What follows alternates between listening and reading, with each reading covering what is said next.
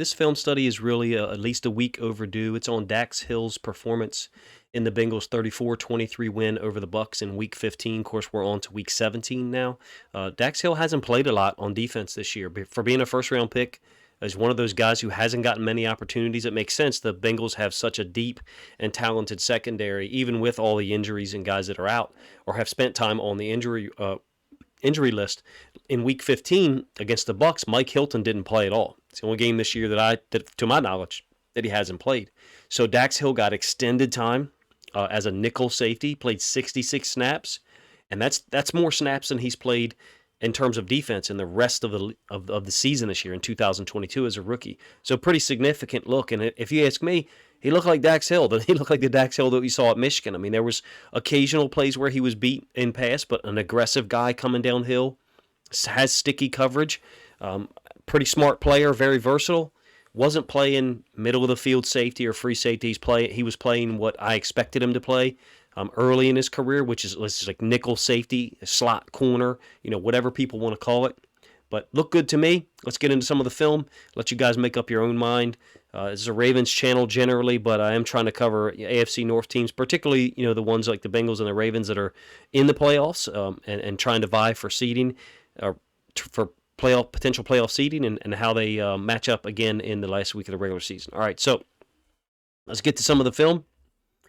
Dax Hill, like I said, played nickel safety, slot corner, whatever you want to call it.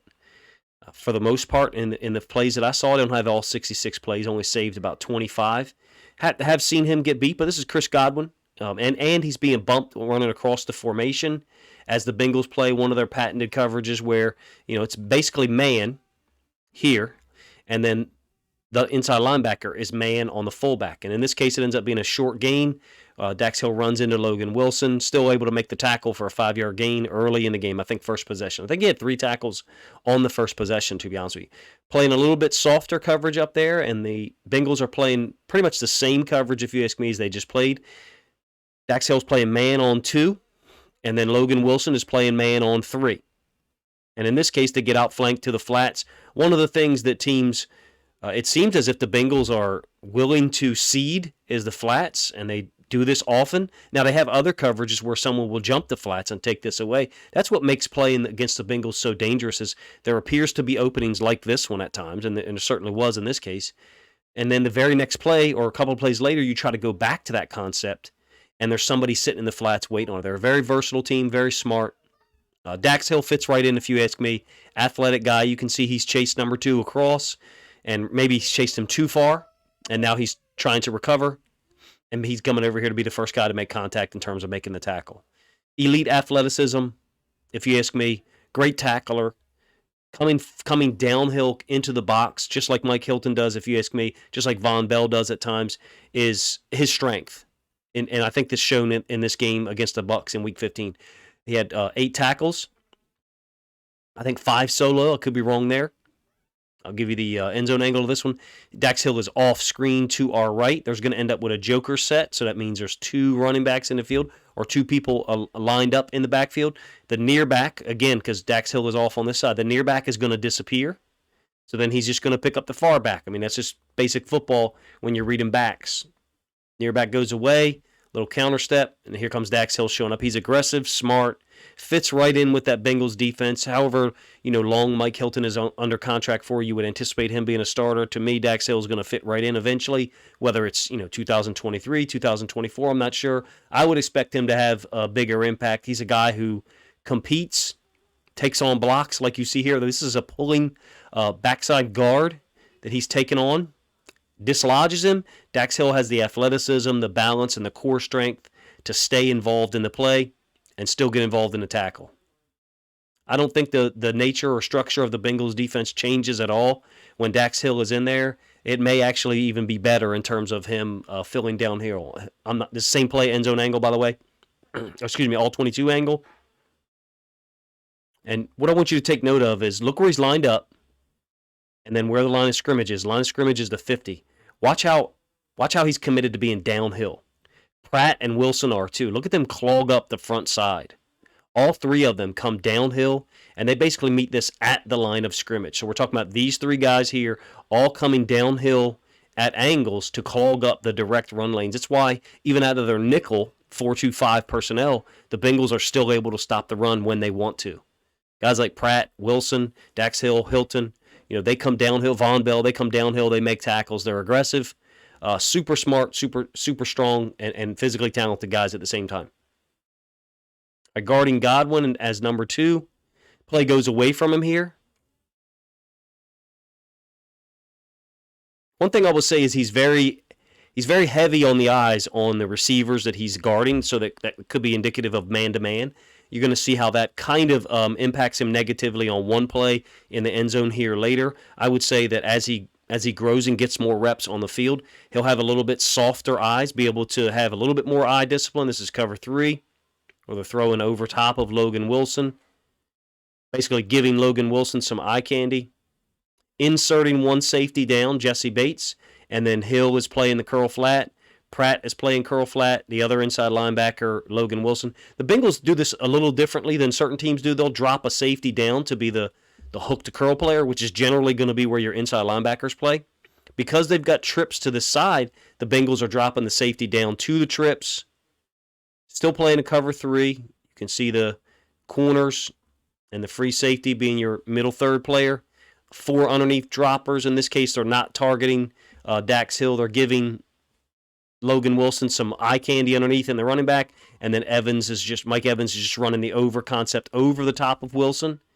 He's a little bit too quick to come forward, but if he doesn't come forward at all, then the ball's going to be completed to Fournette underneath, but you would certainly rather have the underneath passes completed as opposed to the ones over the top of you. All right, this is the play that I was talking about. I think he's a little heavy on the eyes on the running back, but the Bucs are motioning the running back Fournette out, and then they basically run and smash with the running back and number 17.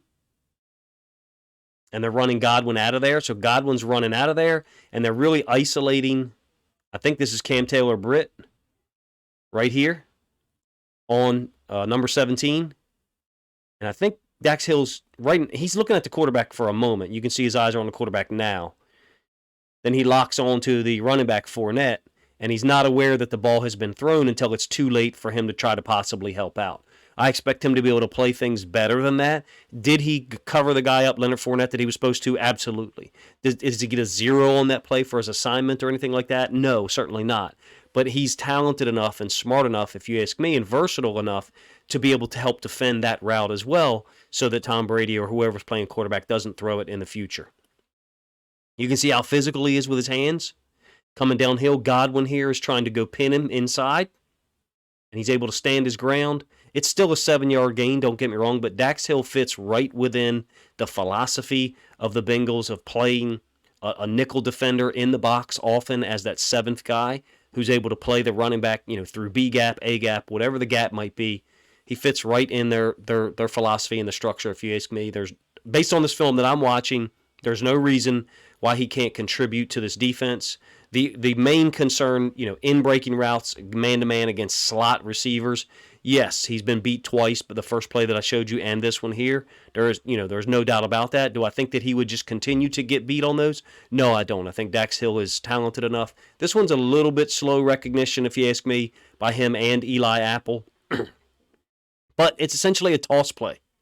And I would offer to you that this is the alignment that the Bengals use against tight twins. Maybe some would say, okay, you've got a corner here, you've got a safety, so why isn't the nickel, right in Evans' face to take this away from him? If they saw this formation and this alignment later on in the game, I'm quite sure that that's where Dax Hill would be lined up. That would put him in a better position to try to defend this. Additionally, Eli Apple isn't coming downhill enough. You can see he settles his feet. He's got to come downhill and force this ball to go back inside the hill. I don't think that the breakdown here is Dax Hill, to be honest with you. I just think defending this play, if you're just trying to defend this concept, you got to get the nickel defender in the number 2's face. Godwin, easy catch, easy touchdown. Let me know what you think of Dax Hill's play. Like I said, 66 snaps, first extended action on defense. I feel like he played quite well. I feel like he gave up some catches on in-breaking routes, showed the versatility that he has, and the athleticism that caused him to be a first-round pick, in my opinion. Even though there's a lot of people who have said critical things of the Bengals for, quote, wasting that pick, I don't think it's a waste of a pick. I think it's a great investment for the future, and Dax Hill, if you ask me, looks the part. end zone angle. The last play I'm going to show you, he's off screen to our left here. You're going to get an outside sweep run play to the Bengals left, the left-hand side of our screen, and this is Dax Hill screaming in here to make a solo tackle for a 1-yard gain. Let me know if you agree with me.